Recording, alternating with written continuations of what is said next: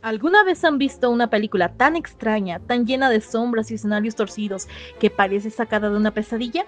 Pues así nació el cine alemán.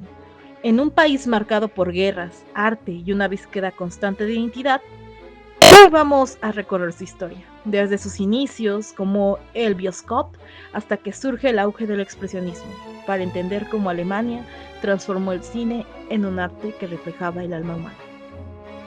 Todo comenzó el 1 de noviembre de 1895, cuando Max y Emil Sklodowski presentaron su invento, el Bioscope, en el Wintergarten de Berlín.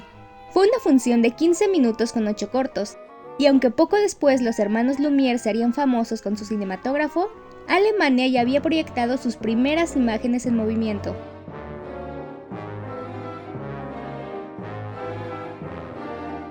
En los años siguientes, el cine alemán se desarrolló como una clara influencia artística. Para 1910, el país ya producía filmes inspirados en la literatura, como El estudiante de la Praga de 1913, basada en Edgar Allan Poe, con fotografía de Guido Siva. Los cines comenzaron a establecerse con espacios fijos. El primero abrió en Mannheim en 1906 y para 1910 ya existían más de 1000 salas en funcionamiento. Durante la época del cine mudo, el lenguaje no era una barrera. El público alemán disfrutaba tanto de las producciones locales como de filmes daneses e italianos. La industria alemana se consolidó gracias a su enfoque artístico y narrativo, destacando por sus adaptaciones mitológicas y sus relatos fantásticos. Un ejemplo clave fue El Golem de 1915, dirigida por Paul Wegener, una historia inspirada en la leyenda judía que cuenta que el rabino Loew creó un golem a finales del siglo XVI para proteger a la comunidad judía de los ataques antisemitas. La criatura es fuerte y realiza tareas físicas, pero se vuelve destructiva y sin control si su creador olvida desactivarlo.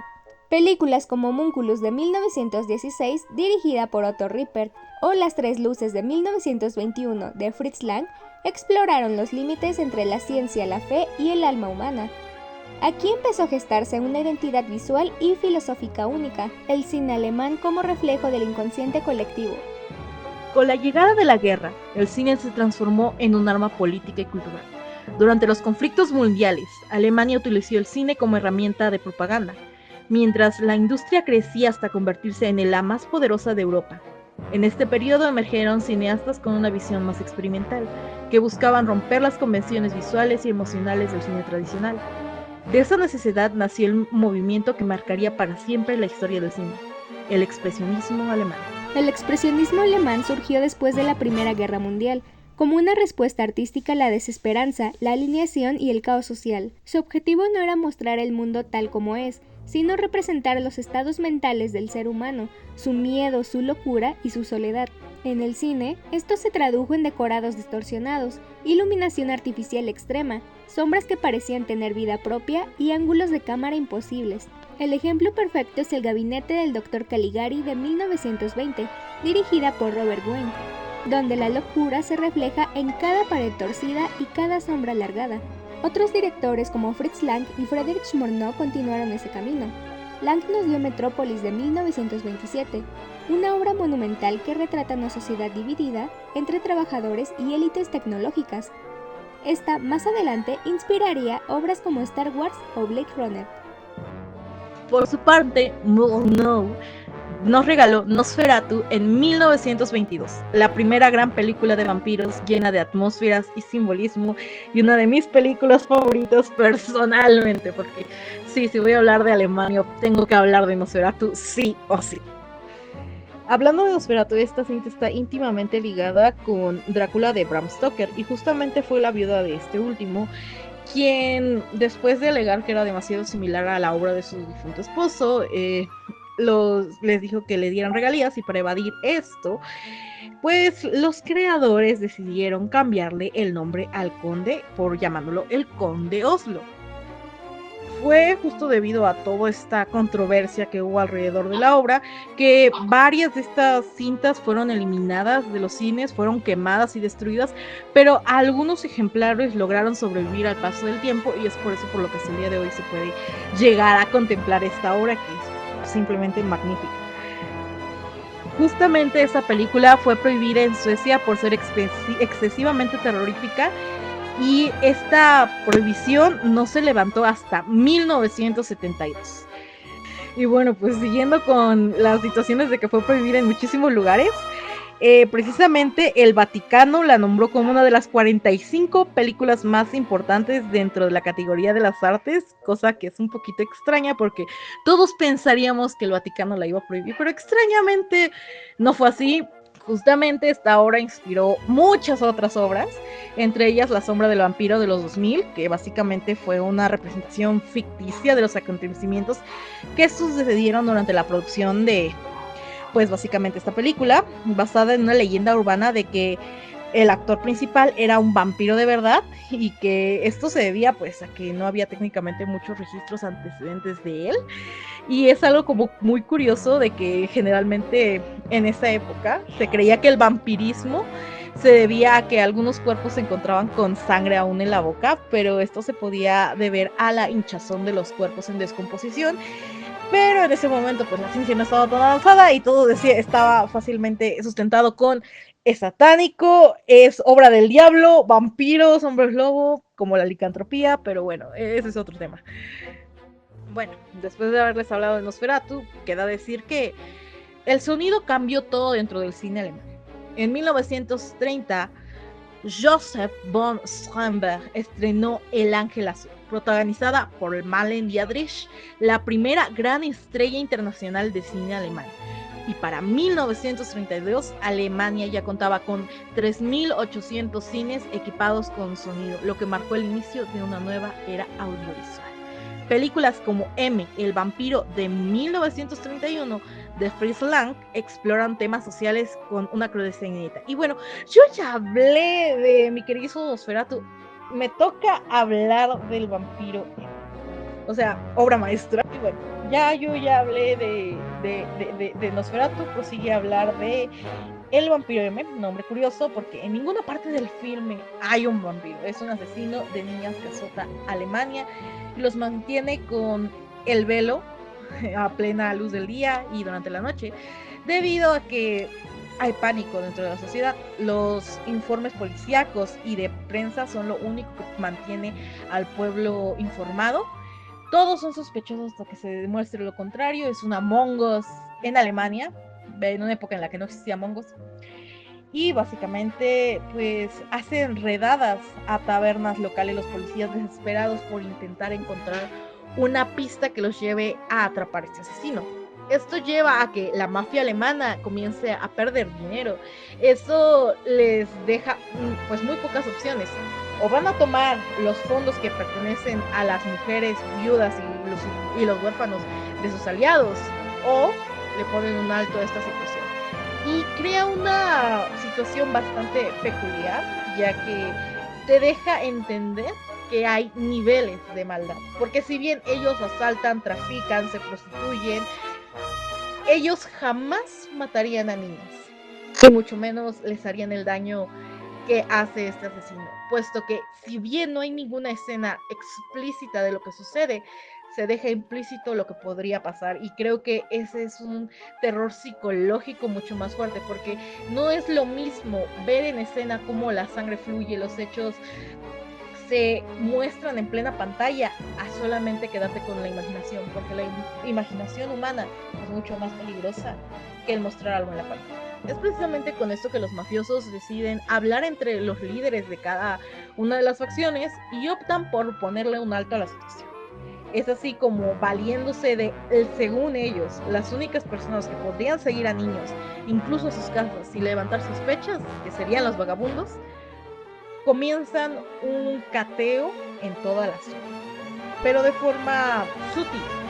Les asignan calles a cada uno de los vagabundos para que ellos digan, de aquí a aquí no hay nadie sospechoso, que ellos observen a cada niño y que si hay algo sospechoso, los llamen para que atrapen al asesino. Con base en esto, al principio no rinde demasiados frutos. No es hasta que un vagabundo ciego, el cual al principio de la película le dio un globo a una de las niñas víctimas, escucho de nuevo el silbido tan peculiar que ha sido representado en diversos filmes. Ese silbido que él jamás podría olvidar. Es así como él se ayuda de uno de sus ayudantes, que sí puede ver, para decirle que siga con la mirada de ese hombre porque él está seguro de que ese es el asesino. Por medio de algo muy peculiar, que es marcarlo en el hombro con la letra M, porque la M conforma parte de la palabra alemana que significa asesino, ellos comienzan a seguirle el rastro. Hay momentos en los que el mismo asesino comienza a tener pánico porque no importa dónde vaya, los silbidos de sus perseguidores lo siguen acosando. En un punto llega a una fábrica, una empresa de oficinas, la cual pues ya está rodeado y sin ninguna otra opción decide ingresar dentro de las oficinas cuando lo descuidan y entra dentro de una bodega, pero por descuido queda encerrado durante la noche. Uno de los mafiosos decide, o dice, mejor dicho, propone que llamen a la policía y entreguen al asesino y se limpien las manos, pero es el jefe de los jefes quien dice que no, que ellos lo atraparon y ellos les van a dar su castigo. Es así como todos los mafiosos de la ciudad deciden caer en esas mismas oficinas y comienzan a destruir todo, pero de una forma en la que no activen las alarmas de seguridad en busca de aquel asesino maledito que pues, ha afectado a su economía y a su vida. Es así como gracias a que el asesino, desesperado por intentar escapar, comienza a intentar forzar la chapa, uno de ellos lo escucha y da la alarma de que ya lo encontraron. Pero al mismo tiempo despierta a uno de los guardias de seguridad, el cual llama a la policía y tienen exactamente 3 minutos para encontrar al asesino o todo habrá acabado. Muchos de ellos ya pensaban en irse, pero el mismo jefe dice no, todos lo vamos a encontrar aquí. Es así como, sin más capié, lo encuentran, le atan la cabeza con su propio saco y se lo llevan a una fábrica abandonada donde lo someten a un juicio. Pero uno de los mafiosos quedó atrapado en una de las oficinas, el cual es precisamente llevado a comisaría donde es interrogado. Y después de bastante vigilia y preocupación por parte de los policías, cuando escuchan que han atrapado al asesino, los mismos mafiosos no lo pueden creer. Es así como le dicen, tú vas a tener que cantarnos todo. Y él, por no ir a prisión, decide cantarlo después de haber casi creído que mató al guardia. Porque él podría robar, secuestrar, pero nunca se hace. Es así como durante el juicio comienzan a decirle al asesino que por qué hacía eso. Él al principio comienza a decir que él jamás hizo nada, que él no recuerda, que se están equivocando de hombre. Y una de las escenas más crudas es cuando precisamente el vagabundo ciego se acerca y le da el mismo globo que le entregó el día que asesinó a la niña a la que le había regalado ese globo. Le dijo, ¿recuerdas este globo? Es el mismo que le diste a esa niña. El asesino lo recuerda y entra en shock, pero sigue negándolo. Aquí es cuando entra la doble moral, porque él dice que básicamente escucha voces que le dicen que asesine. Él simplemente se desactiva el cerebro y asesina a las niñas. Después lee los periódicos, sus secciones y se pregunta, ¿realmente fui yo? A lo cual yo pongo en duda sinceramente porque cuando él estaba comprando, él se veía una sonrisa y unas intenciones de verdad maléficas. El actor lo hizo demasiado bien. Es así como le asignaron precisamente un abogado defensor de la misma mafia. Él le dice que no pueden juzgar a ese hombre porque de hacerlo estarían incurriendo en ser peores que él. Bueno, pues después de todo este juicio y de mucha moralidad, cuando ya estaban por eliminarlo, yo ya estaba tan feliz de sí, cuélguenlo, desóllenlo vivo. Llega la policía y se los llevan a todos.